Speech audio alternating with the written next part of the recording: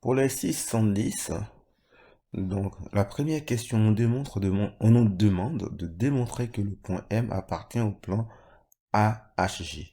Donc ici, montrer que M appartient au plan AHJ, ça veut dire qu'il faut montrer que les points M, A, H et J sont dans un même plan, donc sont coplanaires. Donc, si vous regardez les méthodes que nous avions indiquées à la fin du cours, pour montrer que quatre plans sont coplanaires, pour montrer que quatre points sont coplanaires, il faut montrer qu'avec ces quatre points, on peut former trois vecteurs qui sont coplanaires. Donc, avec ces quatre points, nous pouvons former par exemple les vecteurs AM, AH et AJ. Ici, vous constaterez que j'ai beaucoup utilisé le point A parce que le point A, c'est un des sommets du cube initial. Le point M, il a été construit après, donc en fait, c'est plus simple d'utiliser le point A, qui est un des sommets du pavé initial. Et pour cela, nous allons travailler ici dans un repère. Pour travailler dans un repère, il nous faut une origine et une base. Ici, comme le point A, il apparaît plusieurs fois, donc je vais l'utiliser comme origine de mon repère. Donc après, il me faut trouver trois vecteurs qui ne sont pas coplanaires. Donc ici, je vais prendre la base classique, donc AB. Ensuite, AD et AE. Donc rappelez-vous, mon objectif, c'est de montrer que AM, AH et AJ sont coplanaires. Ça veut dire quoi? Ça veut dire qu'il faut que je trouve alpha et bêta tels que AM par exemple égale alpha de AJ plus alpha de AH pardon plus bêta de AJ. Et donc comme j'ai considéré ce repère, on va déterminer les coordonnées de chacun des trois vecteurs dans ce repère et après on va essayer de trouver alpha et bêta. Ce qui sera intéressant dans cet exo, c'est de voir comment je détermine alpha et bêta par le calcul. Donc commençons d'abord par les coordonnées les plus simples. Le vecteur AB. Donc le vecteur AB, je vais juste commencer par donner les coordonnées de A. A c'est l'origine du repère, donc ça fait 0, 0, 0. Donc c'est un point, les coordonnées sont présentées sous forme horizontale. B, ça fait 1, 0, 0. Ensuite, j'ai pas besoin de B. B ne fait pas partie des points des trois vecteurs. Donc peut-être H. H, donc pour avoir les coordonnées de H, il faut que j'écrive les coordonnées du vecteur AH, A étant l'origine du repère. Donc les coordonnées de AH, ça va être exactement les coordonnées de H. Donc pour aller de A à H, je peux faire de A à D plus de D à H. Mais le vecteur DH, le vecteur DH qui est là, je peux le remplacer par AE, qui est un vecteur de ma base. Donc ça me fait AD plus AE. Donc j'ai choisi AE parce que AE c'est un vecteur de ma base.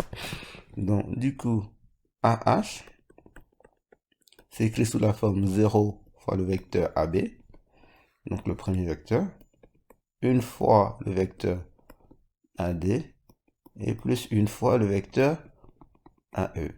Donc on obtient que les coordonnées de H, puisque ça fait 0, 1, 1. Maintenant, je vais trouver les coordonnées du point J. Donc du coup, je vais commencer par écrire les coordonnées, décomposer le vecteur AJ dans ma base. Donc pour aller de A à J, je peux faire du AB plus 1 demi de BC, ou bien AB plus BF plus FJ. Donc, égal à AB plus BF plus FJ. Donc AB, je ne vais pas toucher parce que c'est un vecteur de ma base. BF, donc je peux le remplacer par quel vecteur dans ma base? Donc BF, je peux le remplacer par AE. Et FJ, c'est collinéaire. FJ est collinéaire au vecteur AD de ma base. Donc FJ, ça fait 1,5 de AD. Attention, je vais réécrire ces trois vecteurs dans l'ordre des vecteurs de ma base. Donc d'abord en fonction de AB d'abord. Après AD. Et après AE. Donc ça fait une fois AB, 1,5 de AD, plus une fois AE.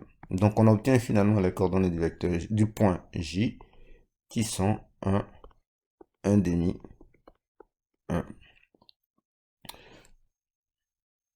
Il nous manque maintenant les coordonnées du point M.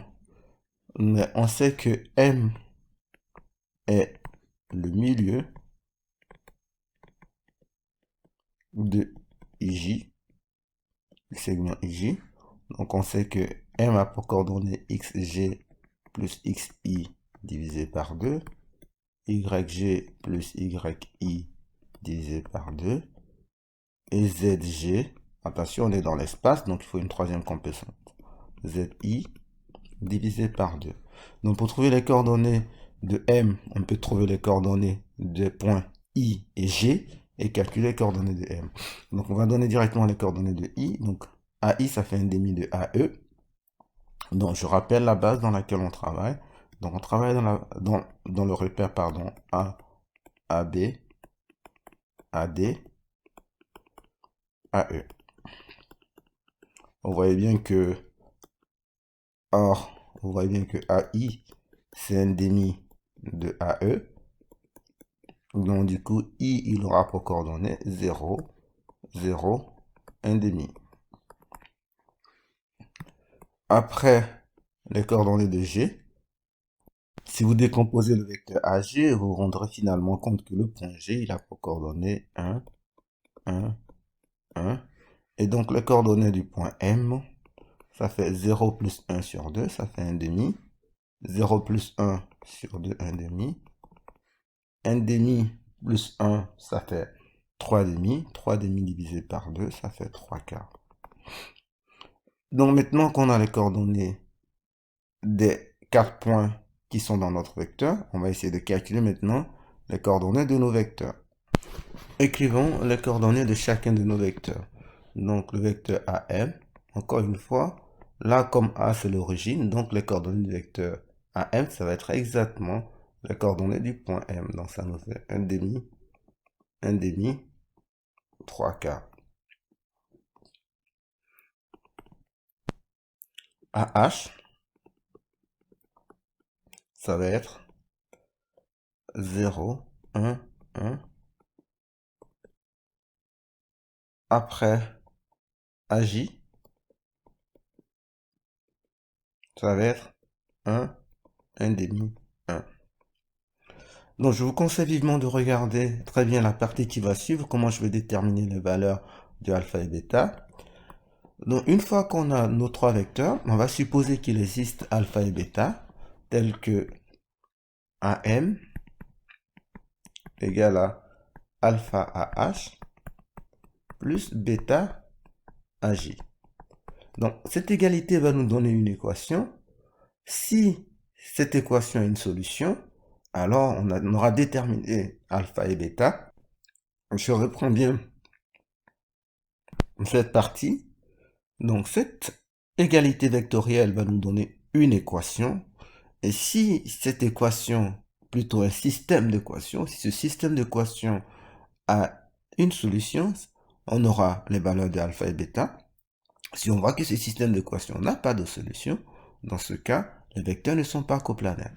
Donc ici, on va transformer ça en système d'équations. Donc on met d'abord les coordonnées de AM, ça fait 1,5. 1,5 égale à alpha fois, donc je travaille avec les abscisses, 1,5 égale à alpha fois 0, plus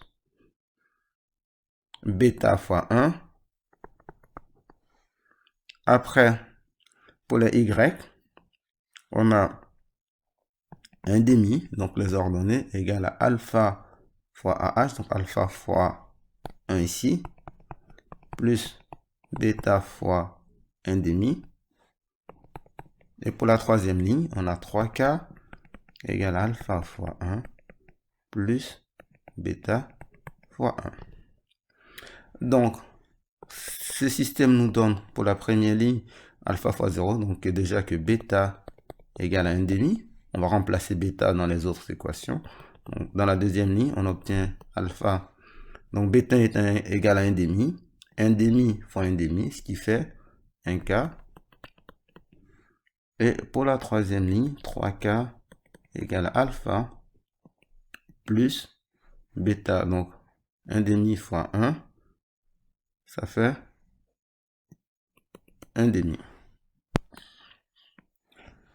Donc, là, on trouve bêta égale à 1 demi. Pour la deuxième ligne, on trouve alpha égale à 1 demi moins 1 quart, ce qui fait 1 quart. Pour la troisième ligne, il faut la calculer également pour voir si les solutions sont cohérentes. On trouve alpha égale à 3K moins 1 demi, ce qui fait 3K moins 2K. Moins 2K, ce qui fait 1 quart. Voilà, ici, on trouve une cohérence entre les valeurs de alpha. Là, on a trouvé 1 quart et là, on a trouvé 1 quart. S'il n'y avait pas de cohérence entre ces deux valeurs, le système n'aurait pas eu de solution. Donc, finalement, on a alpha égale à 1 quart et bêta égale à 1 demi. Donc, si on revient à notre égalité vectorielle, on peut donc écrire que AM égale à 1 quart de AH plus 1 demi de AJ. Les trois vecteurs sont donc coplanes.